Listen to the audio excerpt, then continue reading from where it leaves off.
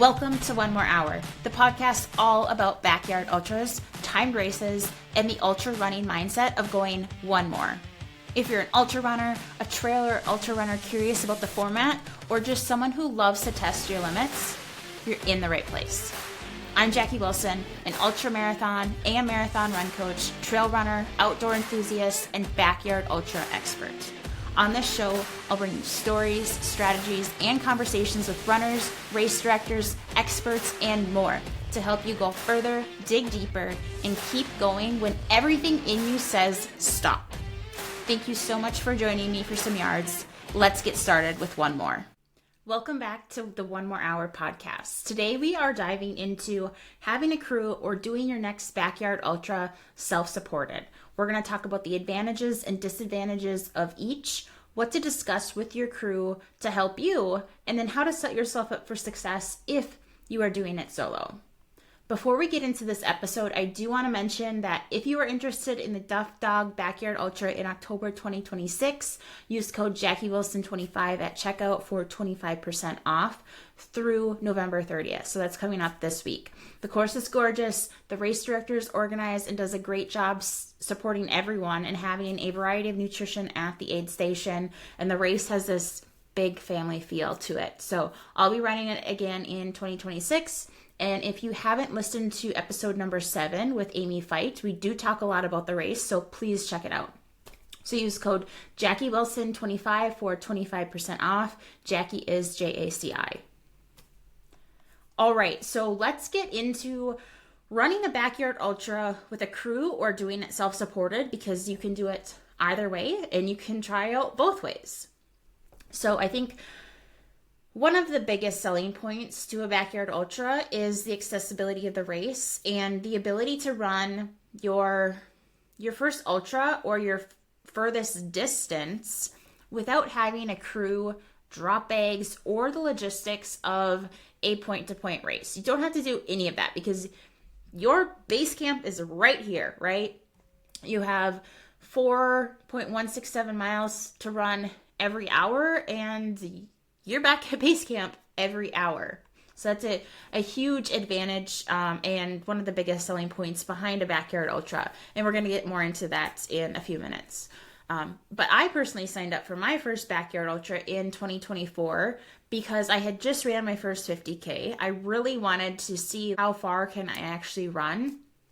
But I didn't have any experience with ultras, with crews, logistics. That was so overwhelming for me. Very type A. I have my master's in accounting. So I've also teetered with the perfectionism side, which I have mentioned in previous episodes, and I've overcome a lot of that. But it's still there. It never goes away. So I wanted to figure out how can I get into ultras and continue to keep that joy in running without being overwhelmed by being perfect with crewing and pacing and logistics and all of this stuff. So I signed up for this backyard Extreme North Dakota Racing Backyard Ultra in 2024. It was their first time doing the race, and I didn't need a crew. I didn't need to figure out drop bags. I could bring as much gear and fuel as I wanted. I could bring 10 pairs of shoes if I wanted. I could do a bunch of experimenting with nutrition and gear for future ultras when I would need drop bags or a crew. So I would know what to expect, and I would know okay, this works really well. I only need these things or whatever it may be. It helps you experiment and have fun with it. So since you are running, again, that 4.167 mile loop every hour, you can test out different gear. You can change something up if it's not working. If you try out a different pair of shoes and you're like, nope, these aren't for me, you can deal with it for the hour and then switch them out. You can have dozens of different fuel and hydration options. Yes, that's something that you should be practicing during training, but there are also things that happen on race day that you can't replicate in training. And from one backyard to the next, what worked one time or what worked one day in training or for your entire training cycle isn't necessarily going to work on race day. So if something isn't working, you have options. And I've definitely experienced that, and I've seen lots of runners experience that too, where they're like, I've used this nutrition strategy the entire time for my training year after year, and it didn't work. And that could be for many reasons, right? It could be you've never ran for 18 hours before, or 20 hours, or 24 hours, or 36 hours before, and you don't know what your digestive system is going to do or how your feet are going to handle that amount of time running.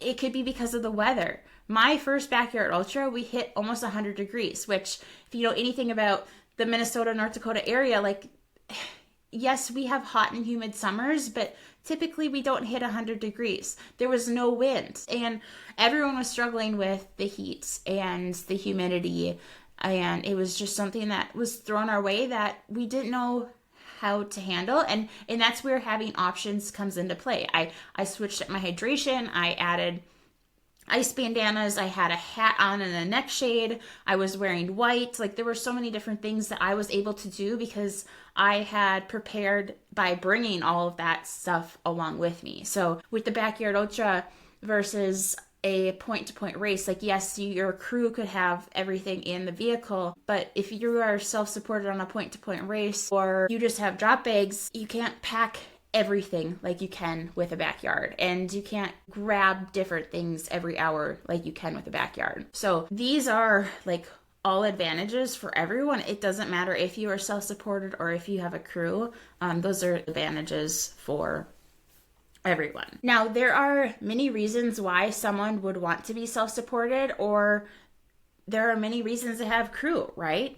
A general theme of ultras, but also backyard ultras, is if you want to go far, you cannot go alone. If you want to go for days, like, obviously, yes, you have to have another runner in the race that also wants to do that and can do that. But if you want to go far, you cannot go alone. And having a crew gives you a big advantage. They are your brain. They are your clear thinking. They are your encouragement and your push to get out of the chair for another yard. They are everything for you. And the later you get into the race, the more you will benefit from a crew, because they can have everything ready for you.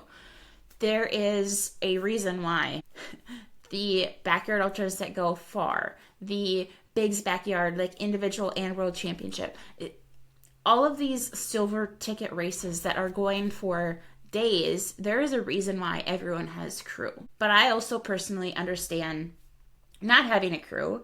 I've had crew at 2 of my backyard ultras, and I've been self-supported for 3. So let's get into the advantages and the disadvantages of the being self-supported. Okay, so the advantages of being self-supported, there are a handful of them.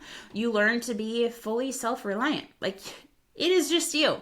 You become highly aware of your gear, your feelings, your fueling, your pacing, your emotional needs, your problem-solving skills. This builds a lot of confidence for future races and in your training in general that can help you continue to grow as a runner, but then also as a person. You stay in your own routine. There aren't any distractions. There's no pressure. There's no one that's accidentally rushing you. It's just you. You get back to your base camp, you grab what you need, you have these thoughts going through your head of what you need to do or what you need to grab, and there's no interruption, and you can kind of keep that train of thought a little bit better. So it's just you. Zero miscommunication. There's no crew accidentally giving you the wrong food, grabbing the wrong gear, interpreting your needs differently. Everything happens exactly how you plan it, or at least how you can actually act out. Because you can have something planned and completely forget about it as a self-supported runner, right? But there's no miscommunication between runner and crew because there is no crew. It's easier to stay mentally inward. So some runners thrive when they don't have the emotional noise of people asking them questions, checking in or giving them updates. You can stay locked in and have really that tunnel vision and not look outward, listening to other people.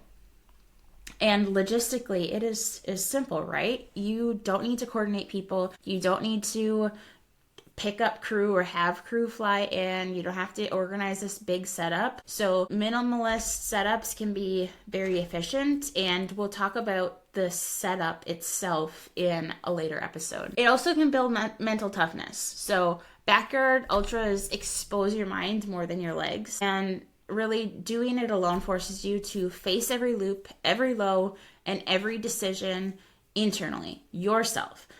That itself is powerful training because you cannot rely on anyone else to pull you out of that. Like, yes, you can be talking to other runners out there, but you're not relying on any additional clear thinking crew for this. And again, that helps your confidence going forward for races in the future. That being said, I feel like I was really pulling at some of the advantages to get more advantages, but for training, self-supported, there are advantages to it. And again, I've done it before. I will continue to do self-supported backyards, but I'll also have crewed backyard ultras in the future, and I've had them as well.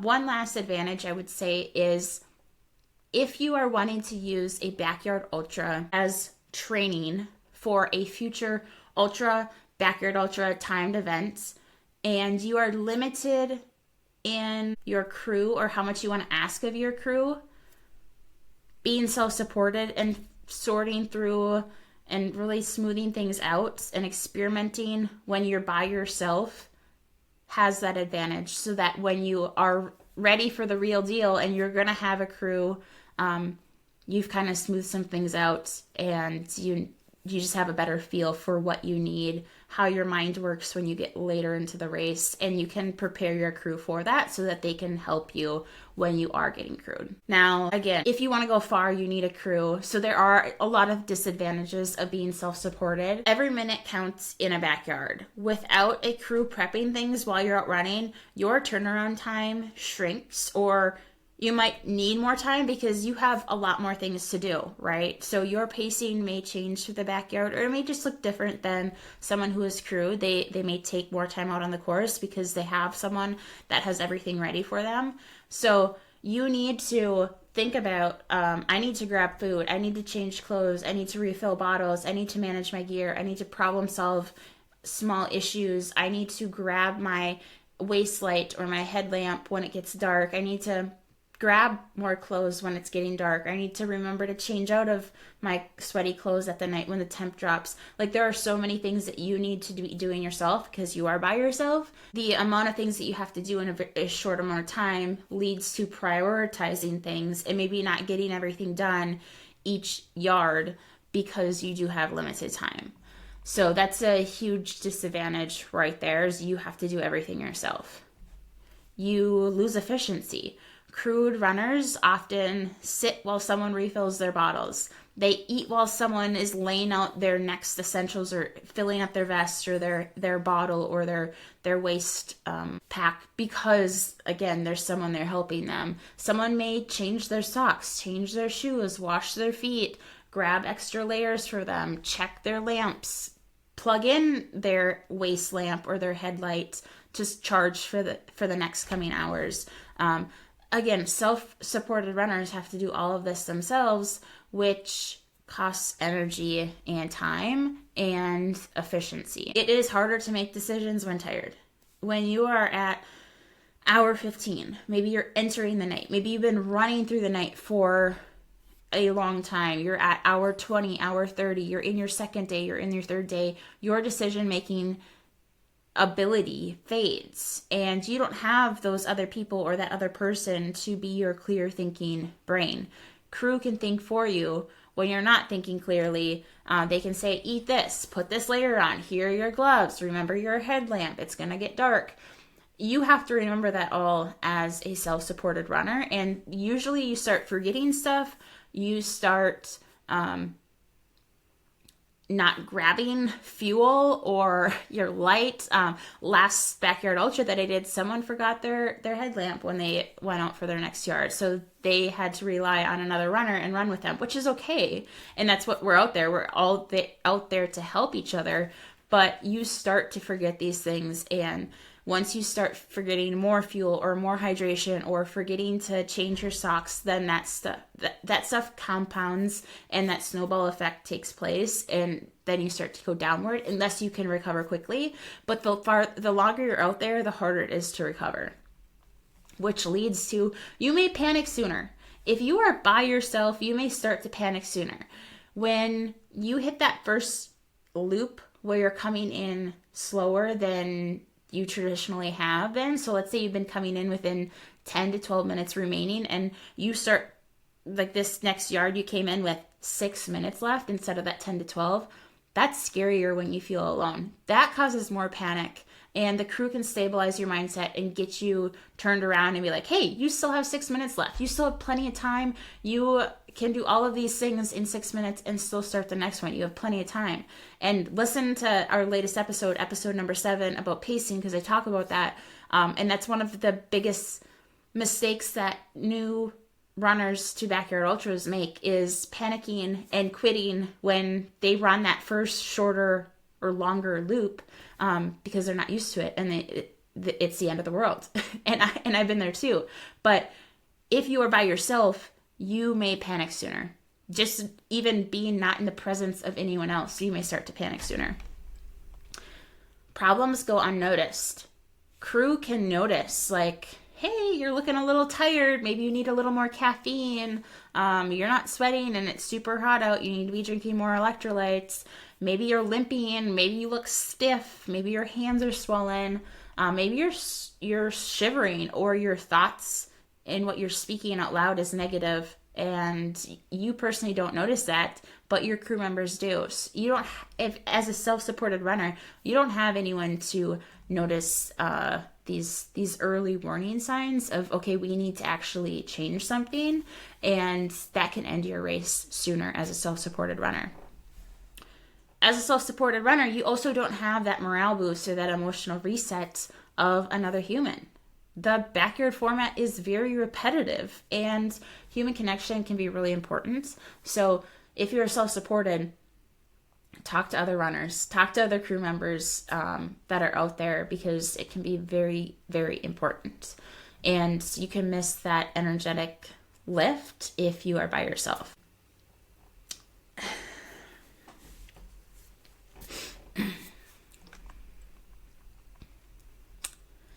If you are self-supported, being organized and prepping ahead of time is going to be key.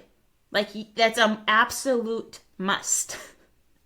Create a checklist of what you need to do in between each yard. Have a small whiteboard or a notebook for you to write down things you need to remember or do when you get back to camp before the next yard. So do as much mental prep as possible. Do the math on your carbs, on your sodium, on your fluids. I had a Ziploc bag of fuel for every yard with a note of encouragement. And so I had this Ziploc that I just had to grab it out of my camp, out of my tent, off the table, and that's what I needed for the next yard. I had already done the math of, this is what I need to hit X number of carbs per hour, and I need to make sure that I grab a flask of tailwind hydration or tailwind recovery. All that math, all that thinking was done for me, and that allows me to save that mental decision making for later in the race. The only caveat is it works wonders until it doesn't. In my first backyard, I did this. I did it for my second and my third, and it worked better in my second and my third because I knew what to change from my first one, right? Like, I knew what didn't work in the first one, and I knew how to adjust it. But it really works until it doesn't, and that can be because of it got a lot hotter than expected. My first backyard, I was eating a lot more sports nutrition, and that sugar got old very fast. I would say after hour 8, I was over that stuff and I had to regroup, but I had lots of different fueling options, so I could just grab it and do it on the fly. So it worked out well, and that's just something I adjusted for the next one. You're always going to learn something in your race that you can apply for the next one, but the key point is you have to apply it. You can't just recognize these things or not even reflect on it, because you want to continue to improve and make adjustments and make improvements time after time after time, right? So you have to actually apply what you're noticing in order to make those improvements. Pre-mix your electrolytes and liquid nutrition. If you're using Tailwind, if you're using Scratch, if you're using any of these powders for electrolytes or protein or carbs, pre-mix some of it. I wouldn't say mix like a whole cooler. I've also made that mistake. And then you're left over with a lot more than you expected, and it doesn't last. It doesn't last very long, and then you just wasted all that. But I pre-mix in blender bottles so that I have an adequate amount of liquid nutrition, hydration, carbs, and protein all laid out. They're labeled so I can just grab one out of the cooler and refill up my flask. It can seem minor, and it's going to seem very minor in the beginning, and that's where I would suggest keeping up with it. Like after you finish your first yard, fill that up again so that it's ready. Like continue to prep so that later on you have things prepped. But do these things to allow yourself to really save time for other things, like changing socks, changing shoes, addressing blisters. The longer you get into the race, the more you're going to have to do. So if you've already continued to refill your bottles, it's going to help you out tremendously, and you're going to stay ahead of the game, right? Your time in between yards will feel long in the beginning, and it's going to feel short the longer you go into the race, even though it may be the same amount of time. So refill your flasks as you use them. Prepare for those later yards. It's this like time warp, right? 10 minutes in the beginning, you're going to be sitting back like, I want to just continue to run. But once you get past that 12-hour mark and more things start happening, and you need to start addressing shoe changes, clothing changes, blisters, maybe some GI stuff comes up, you want that time, and that time flies by because you have so many more things to do. Next tip as a self-supported runner, stay organized, period. Being able to have an abundance of gear is a huge perk. However, if you don't know where everything is, or if it's not organized, it doesn't help you. So label things. No, your brain is not going to remember how many carbs you put in that Ziploc or what flavor of Tailwind you put in that blender bottle in the middle of the race. Like your brain is not gonna remember that. Maybe your clear thinking brain does, but your brain in the middle of a race is not going to remember that. So label everything. Organize them in totes, make things easy to see, have things that you will need easily accessible, and even better, make them visible so that you are reminded to use them or to grab them. So in my setup, I have a table that I have my box of fuel ready to grab. I have my hydration, my caffeine. I have things laid out that I need to remember to grab along with my checklist on the table.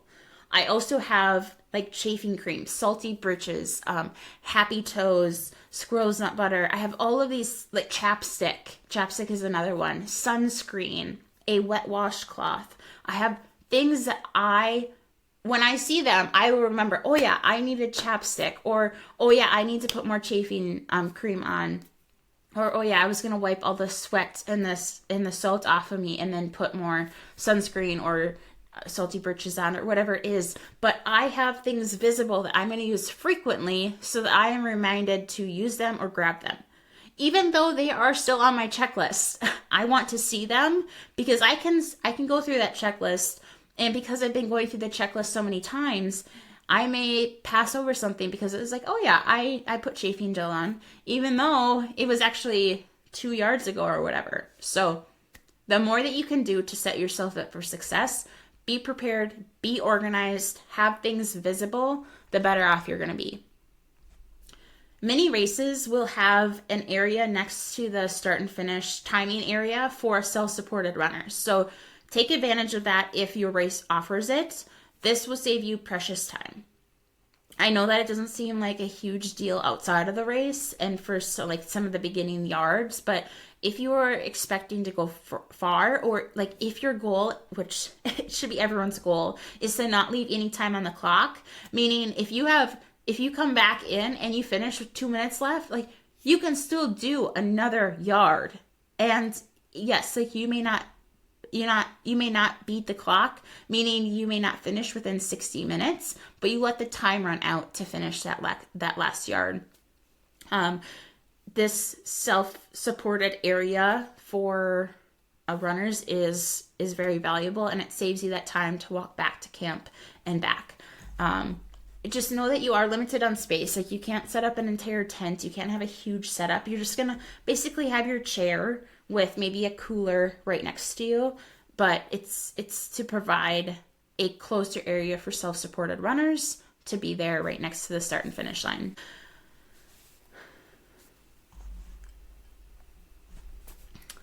Do a self-check with like half a mile left. I recommend this for all runners, but it's going to be extremely important for the self-supported runner. So, do you need more water? What fuel do you need to grab? How are your feet? Do you need to change your socks or your shoes? What about your clothes? How is the weather? Do you need sunscreen? Do you need a rain jacket? Sun protection? Do you need more clothes for the night? Do you need to change out of sweaty clothes because you're going into the night and the temperature is going to drop, or is a storm rolling in? What do you need right now for this next hour? Do you need to use the bathroom? And then based on that list of things, you may need to prioritize them. So what is the highest priority? What can't you do on the course? What needs to be done back at camp? What needs to be grabbed? What can you do on the course? So like you could just grab your pouch of salty britches and bring that out, and as soon as you start the next yard, then you can apply it. You can grab food and then eat that out on the course.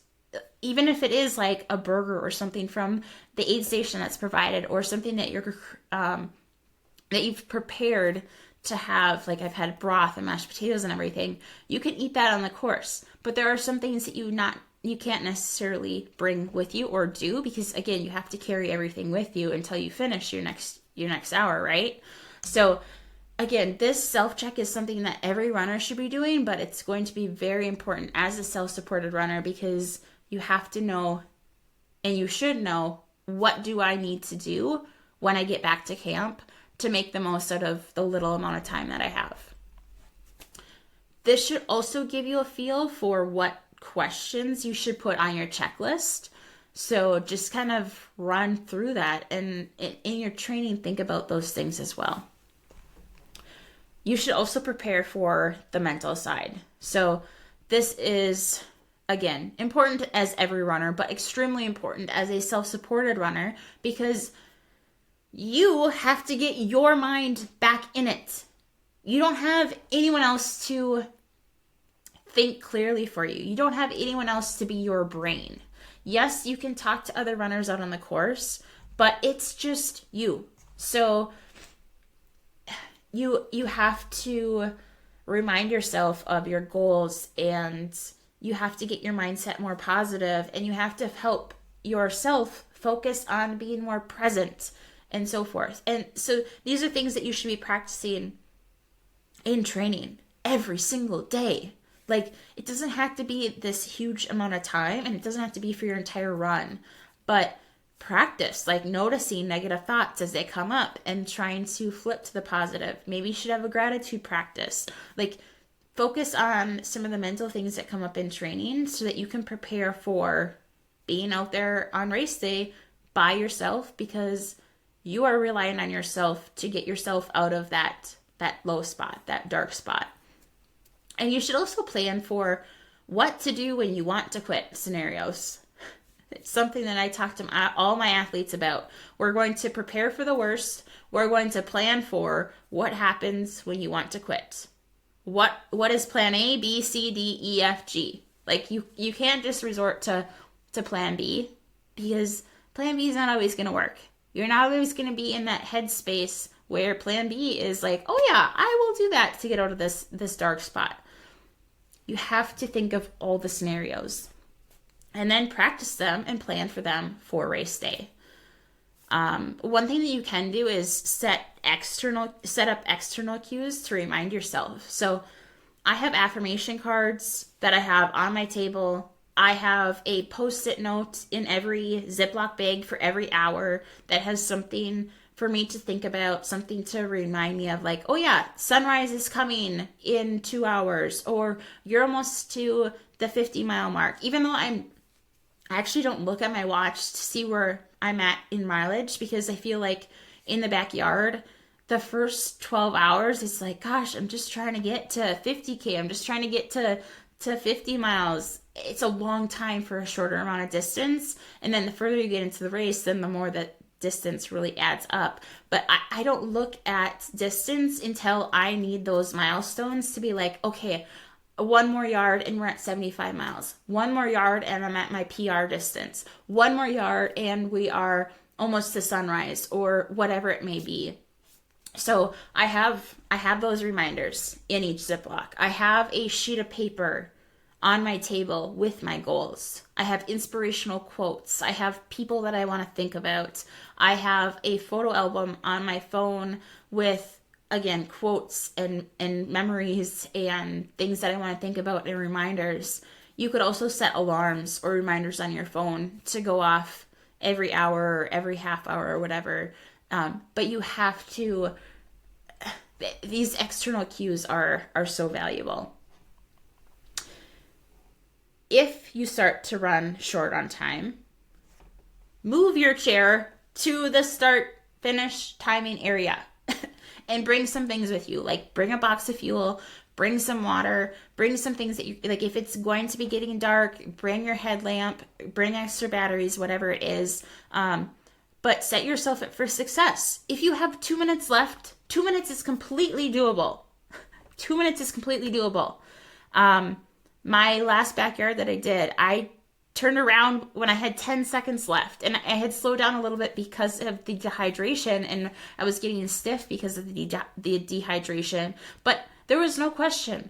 I was just going to turn right around and head back out because I had adequate fuel because I had grabbed more, which I'm going to talk about in a minute. But I would say with like my last 4 or 5 yards, I had moved a chair up closer because I was to the point where I knew I was severely dehydrated from the wind and I could not stay on top of it. I have a very high sweat rate and I knew that dehydration was going to get to me. So I was going to do anything possible to continue going. And one of those things was to take my chair and move it closer to the finish line.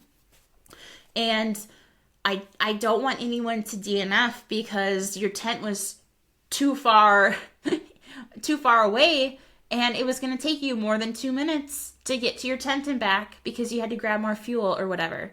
So if your tent is far away, if your setup is far away and you're self-supported, move yourself closer. That's also another area or another important thing about the area that some races have set up for self-supported runners is you can move your chair. And even for people that have crew, they move their chairs closer too to the start/finish timing area, so they don't have to walk as far. And you can have everything there when you are coming in with less time before the top of the next hour. The other thing that I would really recommend is having an emergency vest prepped with fluids, nutrition, chafing cream, anything else that you need for the next 2 to 3 yards so that you can grab this and keep going for a few more hours if you start coming in close to the next loop and you don't have time to do anything at your base camp. This also gives you the opportunity to ask someone for help and gives them time to find what you're asking for. So I'm going to talk about this more, but if you are coming in with 2 minutes, 1 minute, 30 seconds, less, like anything under a minute, and you can ask someone to say like, hey, I need more water the next time I come in, or I need more fuel, or please grab me a quesadilla from the aid station, or I need my headlamp or new batteries or whatever it is. It gives them time because they're not familiar with your stuff, right? You're self-supported and you maybe have never met or talked to them before. And here you're asking for help, which brings me to my next point because it is extremely important. And it's going to be my last piece of advice for self-supported runners, but it is huge. It is huge. Please, please, please, please ask for help, okay? Please ask for help. Base camp is filled with volunteers and support crews, especially in the bigger races. And as the race goes on, some runners are going to go home, but some runners are going to hang out and they're going to help. They want to see the end of the race. Most of them, most of the runners, most of the support crews will be more than happy to help you. Okay? They're going to be more than happy to help you go further. Some will even ask you, like, hey, I see that you're self-supported. Do you need help? Can I help you? My biggest strength is my independence. It's how I've grown up. I've been super independent. But my biggest weakness is also my independence. Because even if someone offers help, even if someone's like, hey, do you want to wear my waist lamp? Or, hey, can I help crew you? I will say, oh no, I'm fine. I can do it myself. That's like one of the main things that's holding me back right now is that I cannot ask for help. And it's probably like the biggest thing that I tell my athletes that I don't personally do. I do not ask for help. And that's like one of my biggest goals for 2026 is to ask for help. So it's like one thing I need to get better at is even if you can do it, like I know, like when people are asking and you have 10 minutes left, you can fill up your water bottle, especially like earlier on in the race. You're like, no, I can do that. Let them help you. Help reduces mental fatigue and it saves it for later in the race and for the work when you need to be, like the work that you need to be doing on the course.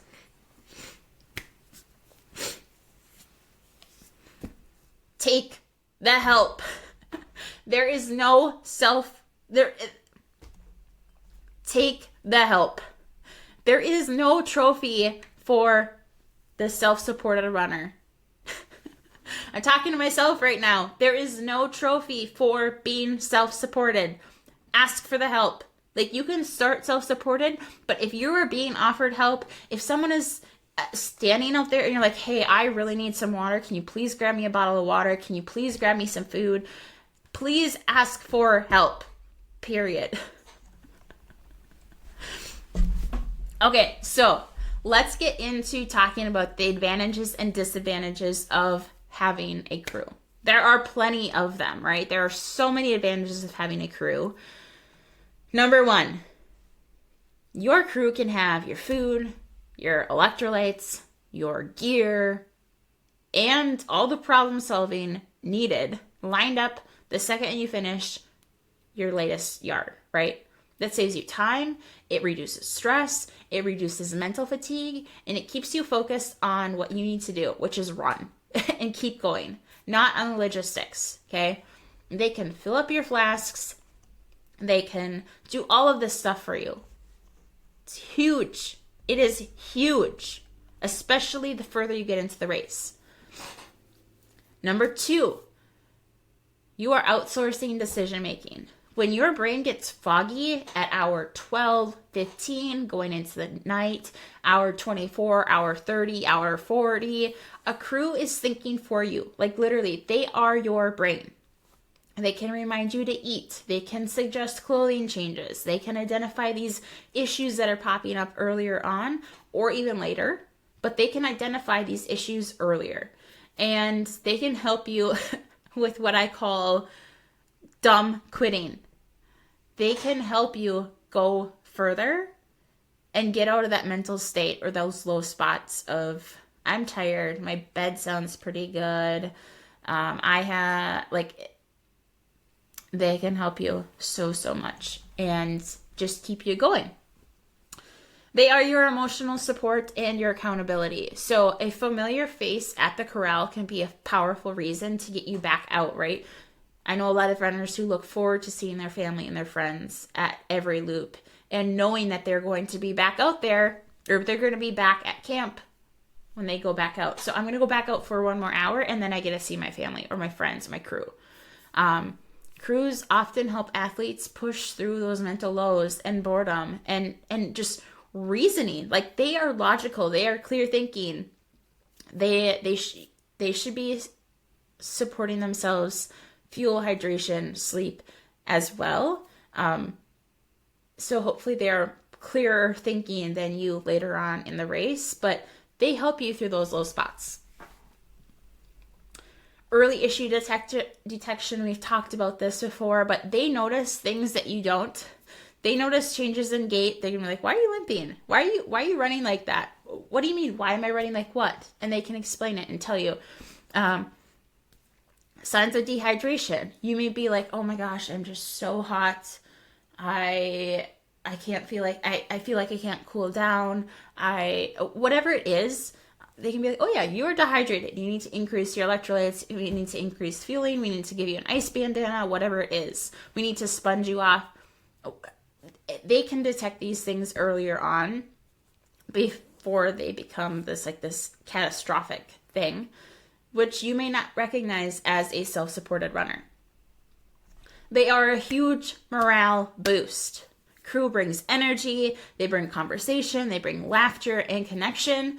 And we're going to talk about this a little bit more later, but I just wanted to mention how much of a morale boost that they can, especially in a format that gets so monotonous. A little bit goes a long way, and even just seeing a familiar face is this huge thing for runners in the Backyard Ultra. So let's talk about the disadvantages of having a crew then. So you may think like, oh my gosh, there are no disadvantages, but there really are. So first, the pressure, whether it is real or perceived.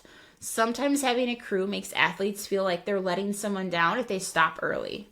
Like if they're like, oh my gosh, we drove 12 hours to get to the race and my husband came and he took time off from work for this and now I'm gonna quit early. Like, there is a significant amount of mental fatigue that goes into those thoughts while someone is running a race, of not wanting to let someone down, even if something is going significantly wrong. And they may feel like they have to perform for them, right? So I think like the other side is if you feel like a burden, which you should not feel like a burden. Crew is extremely important, and yes, they're volunteering to help you, taking time off work, taking their free time to be at this race, but it's also their decision to help. So you should not feel like a burden for them helping you. But I know it comes up, and you can feel the pressure of, so-and-so is helping me, and they have been up all night, so I think I should be done. That person should not be your crew. If you feel like a burden and you feel bad for them being up all night and for crewing you and for them maybe expressing their feelings of being tired, that person should not be your crew. I'm sorry, they should not be your crew. You need someone that's going to support you and who is not going to say, oh, I'm getting really tired, or I think I'm going to sleep for the next few laps. You can crew yourself, right? I personally do not think that person should be your crew. Too much input. If your crew is overly enthusiastic, opinionated, or inexperienced, that unintentionally can overwhelm you. It can distract you, or like they could be giving you improper advice mid-race. So too much input could be a bad thing. It could be a disadvantage. It could get into your head a lot more. Logistics and cost. Coordinating people, travel, gear, food, schedules, all of that can be expensive and complicated. The other thing would be is if your crew member or members have obligations that limit your time on the course, I don't think they should be a crew. If someone is going to crew you and they have to be to work Monday morning and you have the potential to go further than Monday, I don't think they should be your crew.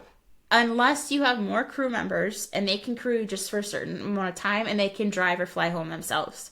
But if your spouse is crewing you and they have to work Sunday morning and the race starts Saturday morning, meaning you would be able to run for less than 24 hours, I don't think they should crew you. I think you should, this is again my opinion, but you don't want to be limited and you don't want that to be in your head, because that's going to hold you back from reaching your full potential, reaching your goals. Again, it's different if you're like, I'm using this goal for training, or I'm using this race for training. I want to run 50 miles, 12 hours, and that's it. But if your goal is to go as far as possible or to run 100 miles and your crew is limiting your time out on the course, I don't think they should be your crew. The potential to disrupt your rhythm. If your crew doesn't understand your system, if they are not familiar with ultra running, they might intentionally pull you off your routine. They might cause you to rush through a loop. They may miss some nutrition for you. Your pacing might be consistent. You might mentally not be in the game. If you are a chatty person or your crew is chatty, you can get distracted. You can run short on time back at camp and be like rushing to grab fuel and then you forget stuff, right? Not get things done that you needed to do. You also may like lose focus because your friends and family are back at camp. So there are lots of reasons why people should or should not crew you, and there are advantages and disadvantages of having a crew or not having a crew. There's one other thing, and that's kind of on the emotional side. And I'm going to do a full episode on crewing, who should be your crew, who shouldn't be a crew, what the roles of a crew should be, how you should break that down. But if they get easily bored, if they panic, if they stress easily, if they don't do well on no sleep or little sleep, if they make everything about them, don't ask them to be your crew. If they accept what you say and they will not push you, if you're like, oh, I'm going to be done, they shouldn't be your crew. They should remind you of your goals. If they don't understand what it means to push your body and run through discomfort and pain and to run through those low spots, don't bring them. Their comments and attitude will bring you down and get in your head. So the biggest thing I would say is who your crew is. Crew can help you go so much further than if you were self-supported. Again, look back to all of the results of the longest backyards and of the world championship. They all have crews, but your crew has to be the right people. They need to be comfortable with you being crabby, you being emotional, you being tired and short and direct. You are not there to be nice and to protect their feelings. You're there to run your race, and they're there to help you run your race.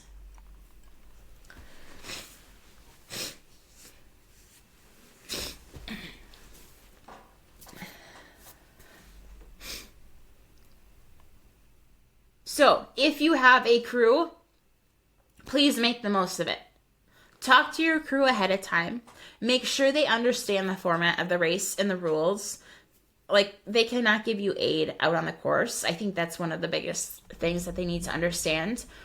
Your crew needs to understand your goals, and they need to hold you to them, right? They need to hold you to the goals that you said when you were in a logical state before the race. Help them understand how you think in the race and prepare them for what you may say. You know what excuses your brain makes. Tell them ahead of time so they can help you really reason through the thoughts of quitting and keep you going. Help them understand that you need to, like, how you best respond to feedback and thoughts.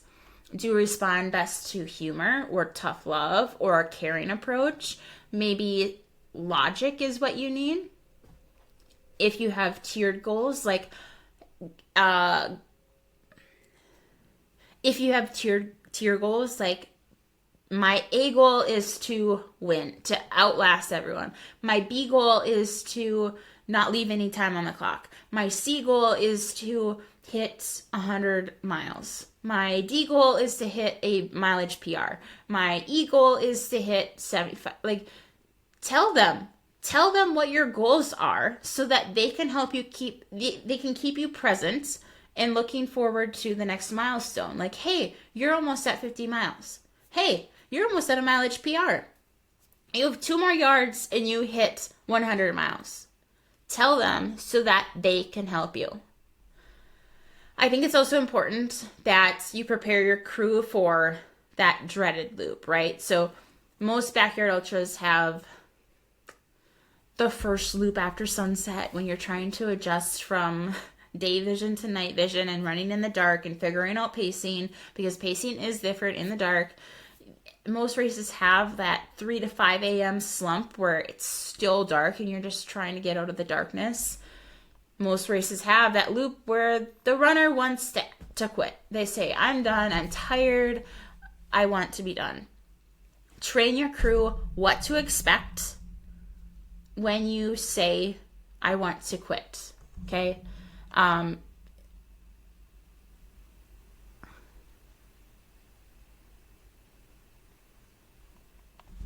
Train your crew to expect that you will say at least once that you want to quit.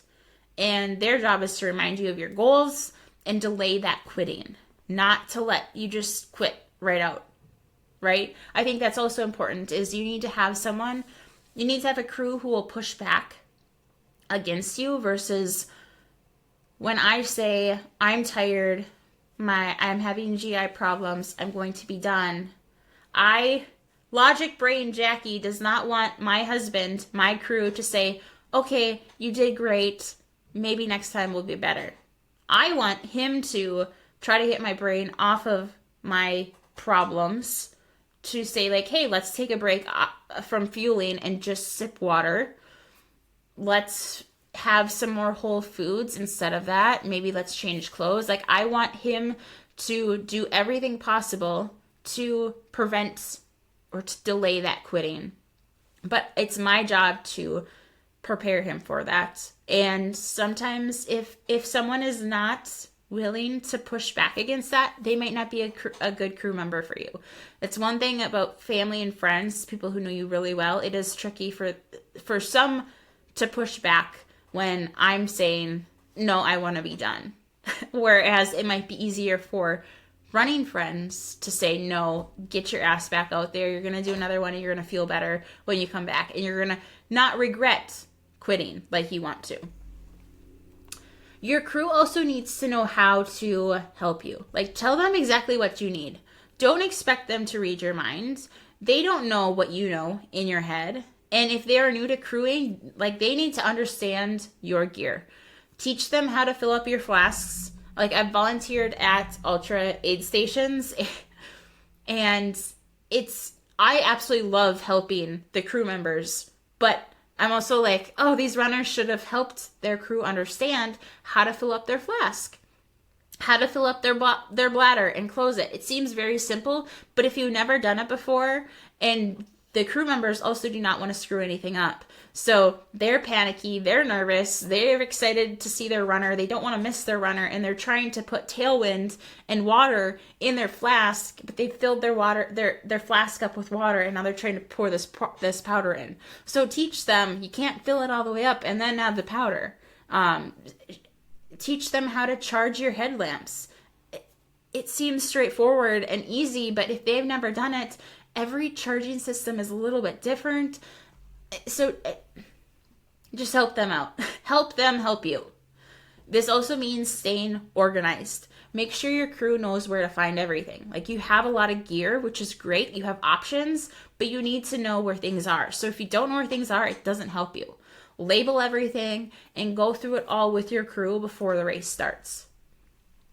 Give them a checklist of things that you need every yard, in between yards, or things to think about and questions to ask you. Like, as the weather changes, do you need a headlamp? Do you need a rain jacket? Do you need a change of clothes? As you go into the night, as the sun comes out, as it gets hot, help them help you. Prepare them. Create that checklist. Set expectations. Tell them, like, once I cross the timing line, every second is for me. No small talk, no stories, no long questions, unless you want those as a distraction. But they need to stay focused on the checklist, and you need to get that stuff done first so you can start your next yard prepared before that other stuff happens, okay? Establish communication rules before the race. Let them know that you want to know, or let them know what you want to know and what you don't want to know. So, for example, give me 2 fuel options. Don't tell me the mileage. I don't want to know what mileage I'm at. Don't discuss other runners unless I ask. So you have to tell them exactly what to and not to communicate.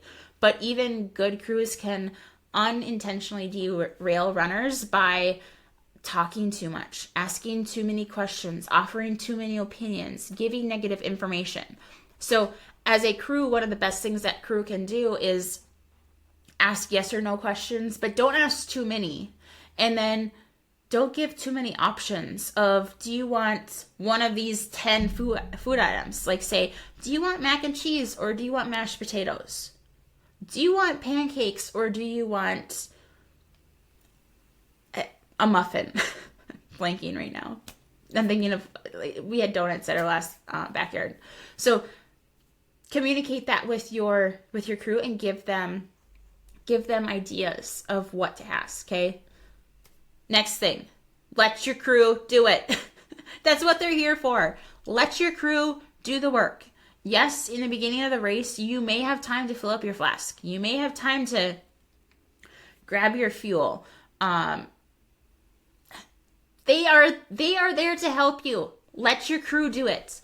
Let them get in a good routine at the beginning of the race, and they'll keep it. And then it'll be easier. It'll flow better the later on you get into the race. If you have multiple crew members, they should each have different responsibilities. This prevents chaos in later loops and makes sure nothing gets forgotten. So you should have a crew chief, someone who is in charge, someone who makes the decisions when you can't. You should have someone who is in charge of filling up your flasks and putting them back in your waist belt or in your vest. You should have someone who's in charge of your gear. You should have that, again, if you have this many people, the runner handler who gets you out of the chair and gets you to the starting corral again. Like, assign everyone a role so that they know exactly what they're doing and they're not trying to focus on all the things and 2 people aren't doing the same thing and then one thing gets forgotten. Like, that's how chaos happens. That's how things get forgotten. Give everyone a role. But also make sure that they are taking care of themselves. Do this ahead of time. Don't worry about them in the race. They need to eat. They need to have food and hydration along with them. If you have multiple crew members, encourage them to take turns sleeping during the nights because you need them as fresh as possible to keep you going. And you can manage in the night with having 1 less crew member or 2 less crew members or whatever because they are sleeping so that they are rested for the next day. But crew members taking care of themselves is extremely important. One of the last topics that I just want to touch on for being self-supported versus having a crew is pacing. So I mentioned this in episode 8. It's all about pacing. Go listen to it. But I want to mention it again. If you are self-supported, you have more things to do, right? So although you may run slightly faster, or maybe you still run within that 10 to 12 minute range of having back at camp, you have to manage your time more wisely. And as you get further into the race, these things are going to add up, right? You're going to have to prioritize stuff. But if you're like, I have to use the bathroom, I have to change my socks and my shoes, I have to put on dry clothes, and you're like, I need more time for that, you may run the yard a little bit faster just so you have more time. I've definitely done that. I'm like, okay, I'm going to run a 45 minute instead of a 50 minute because I want more time. And then I'll run the next one slower because I'll start out walking, because I'll have grabbed food to start eating when I start the next one. Compared to someone who has a crew, like if you are a crewed runner, you may choose to walk more, knowing that you will have everything ready for you, or almost everything ready for you when you get back, and you don't have that much to do, right? So when we talk about pacing, the walk-run strategy and keeping effort level as low as possible, walking more versus running more may be more beneficial. And if you have a crew, you can spend more time walking and keeping your effort level even lower because your crew is doing everything for you. So I'm not saying that if you are self-supported, you have to run a lot faster.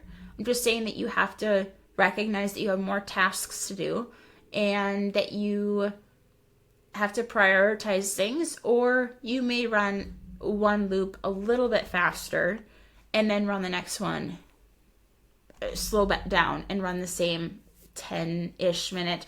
Or you may even run it slower if you don't have as many things to do and you just want to chill out and keep the effort level a little bit slower. But if I'm self-supported and I need to change my shoes, I also need to grab a new bladder, put that in my vest, and I need to use the bathroom. I have ran a faster yard to do all those things, and then I'll grab my fuel and then I'll start walking the next yard and walk more of the next one, just to make sure that I recover well and I'm not pushing the effort level too much. But overall, it all comes down to being prepared, knowing what you need to do, doing those self-checks, and having practiced the things that you need to do in training and thinking about them from prior races and so forth. So be prepared. Be prepared. It really doesn't matter whether you are running crewed or solo. Remember, planning ahead and knowing what you need to do to perform is key. The backyard really rewards preparation, so choose the setup that makes you the strongest athlete. Sometimes that's going to be self-supported. Sometimes that is going to be crewed. Sometimes, like, you may run multiple backyards in a year and you're going to do one of each, depending on what the intention of the race is and what your goals are and what crew access you have. Okay.